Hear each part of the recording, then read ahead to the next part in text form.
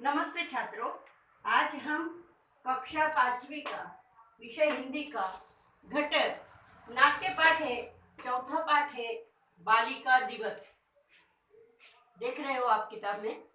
इस पाठ में हमें बालिका दिवस का अर्थ और बालिका दिवस क्यों मनाया जाता है इस बारे में बताया गया है।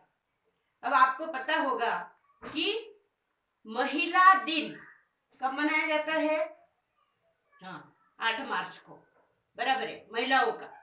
तो बालिका दिवस, इसकी जानकारी हमें थी नहीं, किताब पढ़ने के बाद ही हमें भी पता चला कि बालिका दिवस 3 जनवरी को मनाया जाता है। अब 3 जनवरी को क्यों मनाया जाता है? तो महात्मा फुले, इनकी धर्मपत्नी सावित्रीबाई फुले, आपको पता है, तीसरी कक्षा में, चौथी कक्षा में उनका पाठ है और मराठी में भी है छठी कक्षा में। तो सावित्रीबाई फुले का जन्मदिन 3 जनवरी को हुआ था, इसलिए बालिका दिवस 3 जनवरी को मनाया जाता है। अभी हाल ही में हमने अक्टूबर महीने में 15 अक्टूबर डॉक्टर एपीजे अब्दुल कलाम के स्मृति में वाचन दिन मनाया गया। ऐसे जो दिन होते हैं ये आपको पता होना चाहिए। शिक्षक दिन, महिला दिन, बालक दिन, 14 नवंबर, ऐसे 5-10 आपने अपनी कॉपी में लिखना है, पता होना चाहिए हमें। अब कल 26 नवंबर को संविधान दिन मनाया गया है ना। 6 दिसंबर को अंबेडकर जयंती होती है ना। 2 अक्टूबर को गांधी जयंती होती है। ऐसे 10-15 हमें पता होने चाहिए, ठीक है। तो इस पाठ को हम पढ़ते समय अपनी आवाज को कम ज्यादा कैसे करें, किस तरह से पढ़े, यह हमें समझना है। पढ़ो, समझो और लिखो। पढ़ना कैसा है? समझकर पढ़ना, ठीक है। अब इसमें देखो, सब बच्चे दुर्वा के घर खेलने के लिए एकत्रित हुए हैं। वहाँ चाची जी और बड़े भैया भी है। आपको समझ में आ रहा है? ये कोई ये नहीं, मुश्किल नहीं। उसमें देखो दुर्वा क्या बोलती है, सृष्टि आज तो तुम बहुत बन-ठन कर आई हो। सृष्टि, आज 3 जनवरी बालिका दिवस है ना? प्राची कहती, अरे हाँ, कल बहन जी ने बताया था कि सावित्रीबाई फुले का जन्मदिन बालिका दिवस के रूप में मनाया जाता है। चाची जी बोलती है, सावित्रीबाई फुले भारत की प्रथम शिक्षिका मानी जाती है।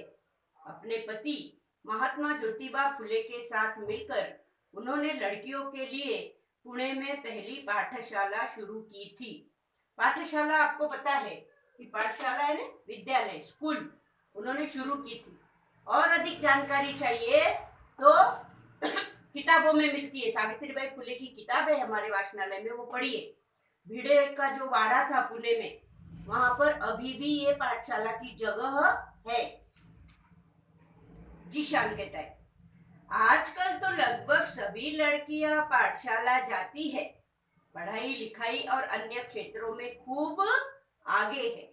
अब हम देखते हैं, समाचार पत्रों में देखते हैं, टीवी में देखते हैं कि कई स्त्रियां, कई लड़कियों ने अन्य क्षेत्रों में अपना नाम कमाया है। मंत्र कहता है, हाँ हाँ, आज समाज सेवा, शिक्षा, विज्ञान, संगीत, प्रशासन, शोध कार्य, खेलकूद आदि हर क्षेत्र में लड़कियां आगे बढ़ रही है। अब ये आपके समझ में आ गया है। तो इस पर प्रश्न दिया गया है कि हमारे भारत की महिला प्रधानमंत्री कौन थी और भारत की प्रथम शिक्षिका, प्रथम डॉक्टर, विदेश मंत्री, मेट्रो ड्राइवर, खिलाड़ी, ये सब आपको लिखना है। प्रश्न दिया गया है। और महत्वपूर्ण बात है कि लड़कियां, ये जो शब्द है ये क्या है? बहुवचन। एक लड़की, 4 लड़कियां, वचन में आता है वो। इसमें से आपको वचन ढूंढना है और उसके रूप बदलना है। स्वयं अध्ययन ही करना है, क्योंकि लॉकडाउन की वजह से तुम्हारी पढ़ाई, तुम्हारा गृह कार्य समय समय पर चेक नहीं होता है। इसलिए स्वयं जितनी पढ़ाई करोगे उतना तुम्हारी पढ़ाई में तुम्हें आसानी होगी। आगे देखो, सृष्टि के मेरी माँ बताती है कि शिक्षा हमें स्वावलंबी और सजग बनाती है। ये जो शब्द है इसके नीचे अंडरलाइन करो। शिक्षा हमें स्वावलंबी और सजग बनाती। ये क्या है? ये सुविचार है, सुवचन है। इसके बारे में हम एक पूरा परिच्छेद लिख सकते हैं। जब हम जूम मीटिंग लेंगे तब आपको ये प्रश्न पूछा जाएगा कि इसका अर्थ क्या है, तो समझ लो। शिक्षा हमें स्वावलंबी और सजग बनाती है। इसका मतलब स्वावलंबी होना यानी खुद के काम खुद करना। जो बच्चा पढ़ा लिखा होता है, सुशिक्षित होता है, अच्छी बुद्धि वाला होता है, ये बात ध्यान में रखो। बहुत से लोग बड़ी बड़ी डिग्रियां ले लेते हैं लेकिन उनका दिमाग, उनकी बुद्धि सद्बुद्धि नहीं होती। वो लड़का अपने काम स्वयं करता है, घर में बैठता है और बैठी जगह से बोलेगा क्या, मम्मी मेरे लिए पानी लाओ, मम्मी मेरा बस्ता लाओ। ये अच्छा बच्चा है क्या? नहीं। आपको भी अपने काम स्वयं करना चाहिए। हो सके तो अपनी माँ को काम में सहायता करनी चाहिए, स्वावलंबी बनना चाहिए। ये गांधी जी ने भी अपने जीवन में स्वावलंबन का सूत्र अपनाया और आज वे बहुत बड़े राष्ट्रपिता या महान व्यक्ति बने। भैया, कहा जाता है एक लड़की शिक्षित होती है तो पूरा परिवार शिक्षित होता है। ये बात भी क्या है? सुवचन, सुविचार है। मराठी में कहते हैं की जिच्या हाती पाळण्याची दोरी ती जगाला उद्धार।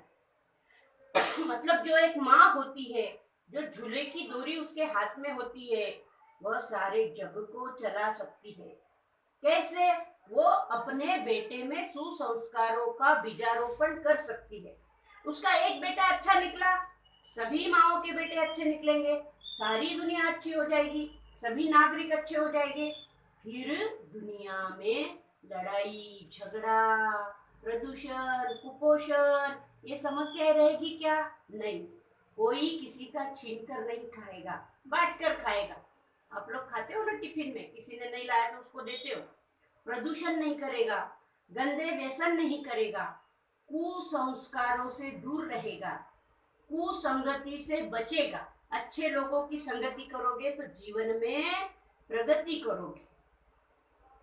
प्राची के हाँ, इसलिए हम सबको खूब मन लगाकर पढ़ना चाहिए और सभी मिलकर कहते हैं कि खूब पढ़ेंगे खूब बढ़ेंगे। इस पाठ से हमें क्या सीख मिलती है कि हमें खूब पढ़ना है, पढ़ाई करना है, अच्छी अच्छी डिग्रियां लेना है, अच्छे अच्छे सद्गुण लेना है और हमारे देश के लिए, हमारे परिवार के लिए हमें अच्छी जिंदगी देना है।